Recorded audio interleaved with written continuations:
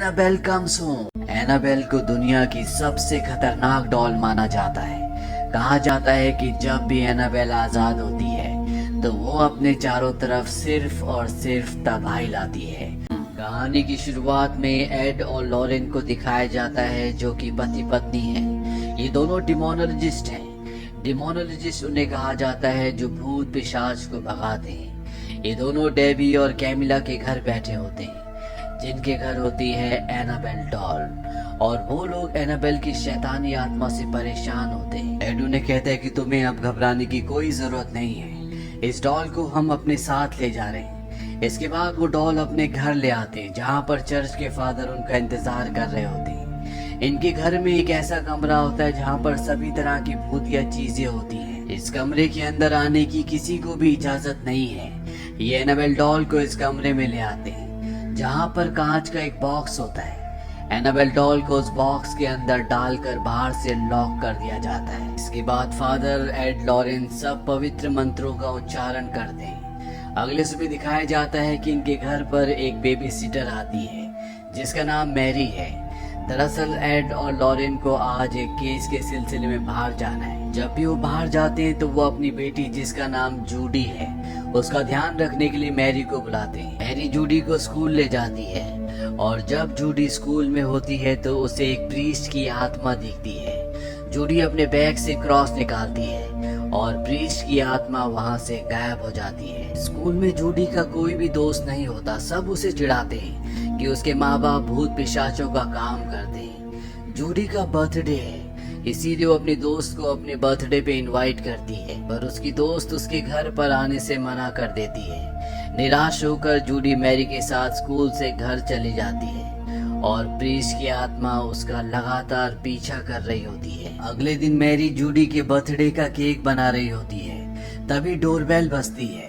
Mary जब दरवाजा खोलती है तो वहाँ पर कोई भी नहीं होता, पर जब वो घर के अंदर आती है तो वो देखती है कि वहाँ पर डेनिला है। वो कहती कि वो पीछे के दरवाजे से अंदर आ गई। दरअसल डेनिला मैरी की दोस्त है। उसे भूत पिशाचों से, मरे हुए लोगों से बात करने में बहुत ज्यादा इंटरेस्ट होता है। इसीलिए वो जूडी से पूछती है कि वो कमरा कहाँ पर है जहाँ पर दूसरी दुनिया की यानी कि भूतिया चीजें रखी हुई है। जूडी कहती कि वहाँ पर जाना किसी को भी अलाउड नहीं है। डेनिला जूडी को उसके बर्थडे पर स्केट्स गिफ्ट करती है। जूडी अब बाहर जाना चाहती है।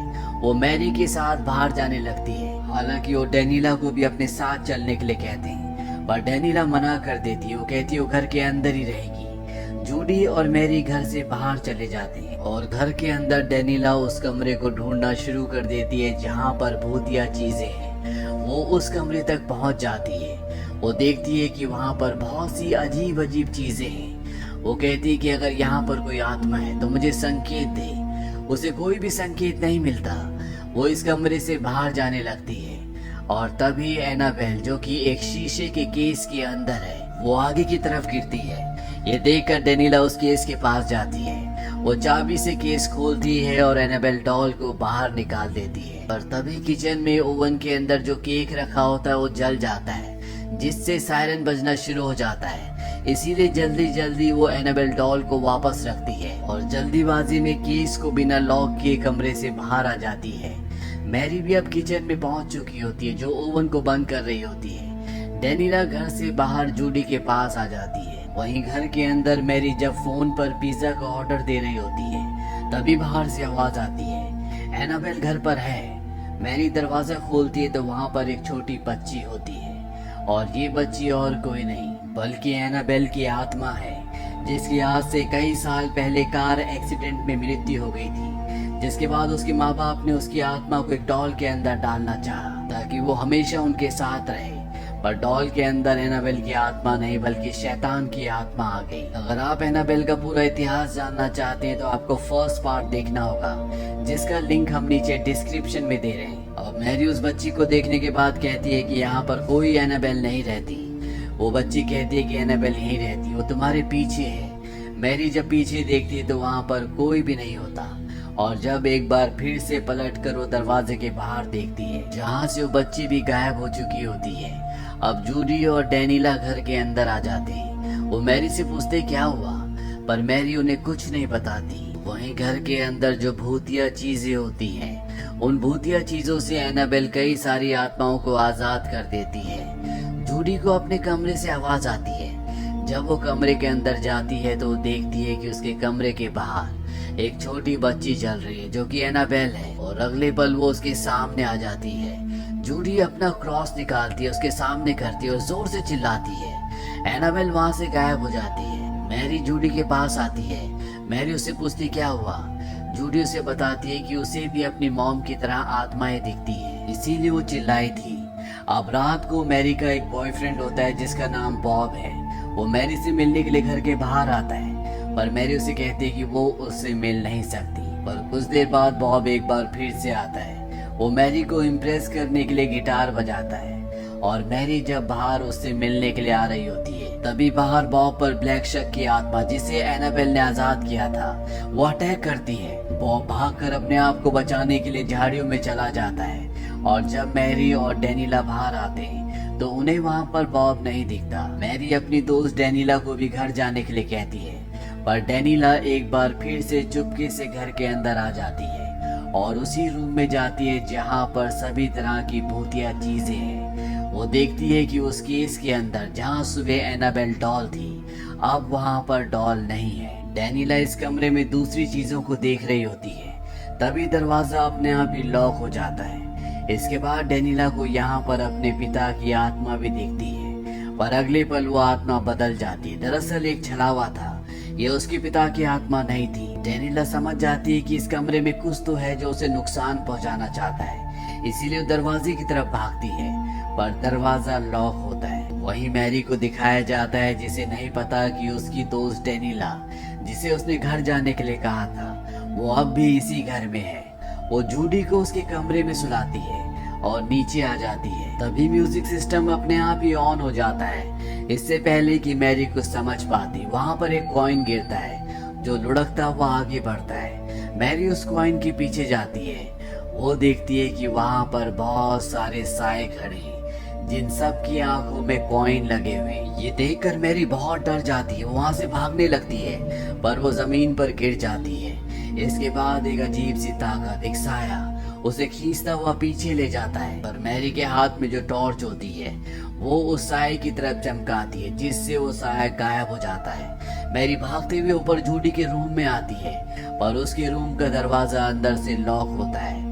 वहीं जूडी के रूम में दिखाया जाता है जहां पर एनाबेल डॉल है। वहां पर एनाबेल की आत्मा भी होती है जो जूडी को नुकसान पहुंचाना चाहती है, पर जूडी किसी तरह से कमरे से बाहर आ जाती है। बाहर मैरी होती है, दोनों के दोनों नीचे आते हैं, जहां से जूडी की मॉम लॉरेन को कॉल करते हैं। लॉरेन पूछती क्या मेरी बेटी ठीक है, और अगले पल उसकी आवाज बदल जाती है और वो पूछती है क्या वहां पर एनाबेल है, मुझे तुम्हारी आत्मा चाहिए।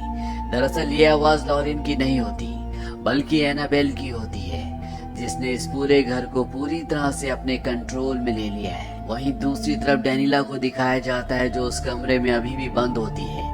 उसके ऊपर भूतिया चीजें पूरी तरह से हावी हो रही होती है, लेकिन तभी वहाँ पर मैरी और जूडी आ जाती है। मैरी वहाँ पर डेनिला को देखकर हैरानी से पूछती है कि वो यहाँ पर क्या कर रही है, पर इससे पहले कि डेनिला कुछ बोल पाती, जूडी देखती है कि एनाबेल अपने केस में नहीं है। वो इन्हें बताती है कि सब एनाबेल कर रही है। मैरी डेनिला से पूछती है कि ये सब तुमने किया है। डेनिला बताती कि वो सिर्फ अपने पिता की आत्मा से बात करना चाहती थी। उसके पिता की मृत्यु एक कार एक्सीडेंट में हुई थी, उस कार को वही चला रही थी। वो ये भी बताती है कि उसने एनाबेल डॉल को बाहर निकाला था और यहाँ पर कई सारी चीजें भी छुई थी। जूडी कहती है कि हमें एनाबेल डॉल को वापस केस में डालना होगा, तभी ये सब खत्म होगा। पर यहाँ पर अब बहुत सारी भूतिया चीजें होने लगती हैं। ये अपनी जान बचाने के लिए कमरे से बाहर निकलते हैं, पर तभी मैरी को अस्थमा का अटैक आ जाता है, क्योंकि उसे अस्थमा होता है। जूडी को पता होता है कि मैरी का इनहेलर गाड़ी में है, इसीलिए वो इनहेलर लेने के लिए गाड़ी में जाती है। पर इससे पहले कि वो वापस आ पाती, वहाँ पर वही ब्लैक शख्स जिसने मैरी के बॉयफ्रेंड के ऊपर हमला किया था, वो जूडी के ऊपर हमला कर देता है। जूडी किसी तरह से गाड़ी से निकलकर भागती है, पर वो ब्लैक शख्स उसका पीछा करता है, पर इससे पहले कि वो जूडी को नुकसान पहुंचा पाता, मैरी का बॉयफ्रेंड पीछे से आकर ब्लैक शख्स के ऊपर डंडे से हमला करता है, जिससे वो गायब हो जाता है। जूडी भागकर अंदर आती है और मैरी को इनहेलर देती है जिससे वो पूरी तरह से नॉर्मल हो जाती है। वहीं घर में ऊपर डेनिला को दिखाया जाता है जो जूडी को देखने के लिए गई होती है। दरअसल उसे ऐसा लगा था कि जूडी घर के बाहर नहीं बल्कि ऊपर अपने कमरे में इनहेलर लेने के लिए गई है। और जब वो ऊपर होती है तो एनाबेल की आत्मा उस पर हमला करती है, उसे पूरी तरह से अपने वश में कर लेती है। वहीं जूडी और मैरी किसी भी तरह से अब एनाबेल डॉल को ढूंढना चाहते हैं और तभी यहाँ पर उसी प्रीस्ट की आत्मा आती है जिस प्रीस्ट की आत्मा जूडी को स्कूल में दिखी थी। ये एक पवित्र आत्मा है, इसीलिए ये इन दोनों की मदद करना चाहती है और ये उस जगह पहुंच जाते हैं जहाँ पर एनाबेल डॉल है। और डॉल को वापस केस के अंदर रखना इतना आसान नहीं है। इससे पहले कि ये डॉल को उठाते, जिस एल्मीरा के अंदर डॉल होती है वो अपने आप ही लॉक हो जाती है। ये दोनों किसी तरह से चाबी ढूंढ लेते हैं और जैसे ही एल्मीरा को खोलते हैं वो एल्मीरा एक कमरे में बदल जाती है जहाँ पर अंदर पूरी तरह से अंधेरा होता है। मैरी लालटेन लेकर उस कमरे के अंदर चली जाती है जहाँ पर उसे बहुत सारे कॉफिन्स दिखते हैं। उन कॉफिन्स के अंदर वही साए होते हैं जिनकी आंखों में सिक्के होते हैं। मैरी पूरी हिम्मत करके धीरे धीरे आगे बढ़ती है और तभी उसे एक और कॉफिन दिखता है जिसके अंदर खुद उसका साया होता है। उसके हाथ में एनाबेल डॉल भी होती है जिस डॉल को लेने के लिए वो यहाँ पर आई है। मैरी जैसे एनाबेल डॉल को पकड़ती है उसका साया जोर से चिल्लाता है। वहीं कमरे के बाहर दिखाया जाता है जहाँ पर जूडी प्रार्थना कर रही होती है। उसके पास एनाबेल डॉल आकर गिरती है। तभी अंदर से मैरी की आवाज आती है, एनाबेल को उसकी जगह पर वापस रख दो। जूडी एनाबेल डॉल को उठाकर वापस रखने के लिए भागती है पर तभी यहाँ पर डेनिला, जिसके ऊपर अब पूरी तरह से एनाबेल की आत्मा का कब्जा है, वो जूडी के ऊपर हमला कर देती है। तभी मैरी भी वहाँ पर आ जाती है और जूडी को बचाने की कोशिश करती है पर डेनिला इन दोनों के ऊपर हावी हो जाती है।